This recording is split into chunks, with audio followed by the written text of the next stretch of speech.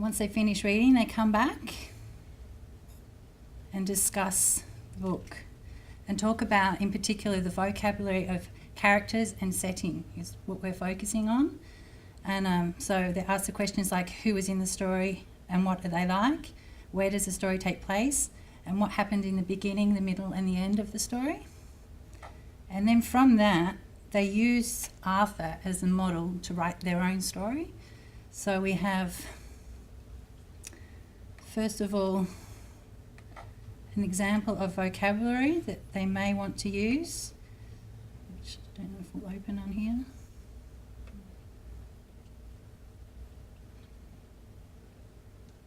Maybe close it and carry on. It will. It's not going to let me. No. Anyway, we'll wait for that. There's a list of vocabulary, so like character nouns, so it's like a fairy, a prince, all the things that children generally like to write about. We've got there for them, and then we've got adjectives they can use. So describing the setting. So is it scary? Is it cold? That kind of vocabulary ready for them. And then after that, here we go. It's just very slow. So they've just got, it's just a general list that then they talk with their supervisor and they can build on that, discuss words, add words to it, and then have all those words ready for when they go into the next stage, which is planning, planning their story. It's essential that we have the supervisor on board. And then, I won't open it because it'll take forever, but we have graphic organisers for the planning for a character map, a setting map and a timeline map. So that that uses the example of Arthur. So it would say who the characters are in Arthur, and then for them to link all of that back together to plan their own story. And with their supervisor, they write their own story, and then we would publish it in the Story Corner, which is on the next page.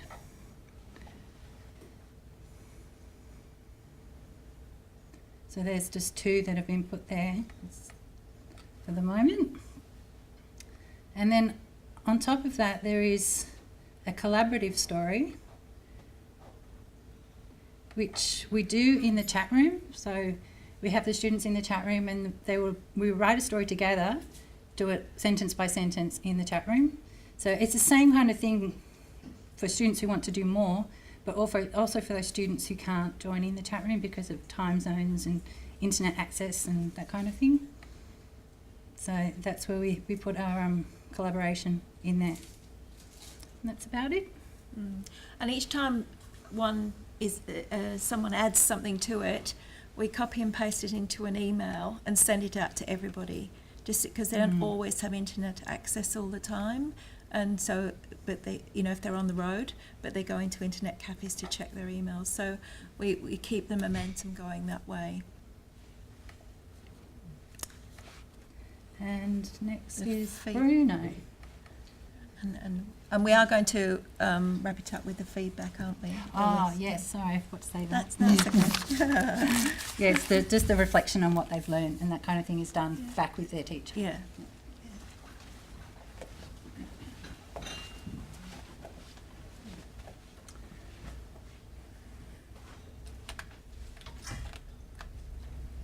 Excuse me while I just set up my files. I'm, as Tracy said, I teach Year 9 Science and Year 12 Biology. And what I'm going to show you basically are two teaching practices that I employ in my teaching. One of them is some interactives that I've made through using Flash, which the students get online.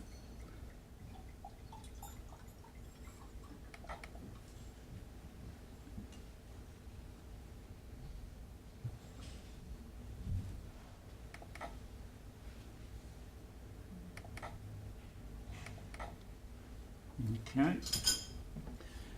So my interest is actually in developing students' vocabulary, specifically in the science subject, as well as showing students that there are different and fun ways to learn new definitions, new terms and definitions that they'll encounter throughout their course. So what I'm going to show you first is the mnemonics that I've made. As I said, they're interactives. They actually sit inside the online course. I'm going to show you just the interactives as they are, so you don't see all the thing that Christine was showing with the control navigation bar down the side. So we'll start off with, from the looks of these icons, it's going to be interesting because I'm not sure if this laptop's got the player. Okay. That's not me.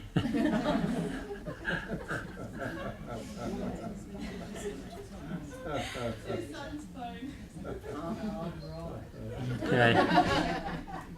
Right. Okay. This is what I was afraid of actually, because We've got our own. Bruno, we've got our own laptops. I might need that actually. So I might just have to go to the second part of my presentation, which is another teaching practice that I'm developing, again to help students with vocabulary, is to use what's called sound rollovers. Again, this is for students that are working online. And this is it here.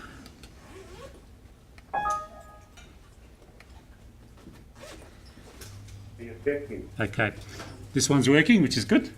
So basically this is just a sample of how to use the actual method. And the method is that this web page has what's called some JavaScript behind the underlined words, and all that needs to happen once you've set it up, which is something basically you need to learn. But when you roll over this week, you should be able to demonstrate that. So when you roll over the word, you actually hear it being said. All right, so that becomes very useful for definitions. Nucleotides. And the other thing that you can do with that is that I could click on that word and it'll take me to Wikipedia for the actual definition. I don't know if it's going to work here, I'll just try it.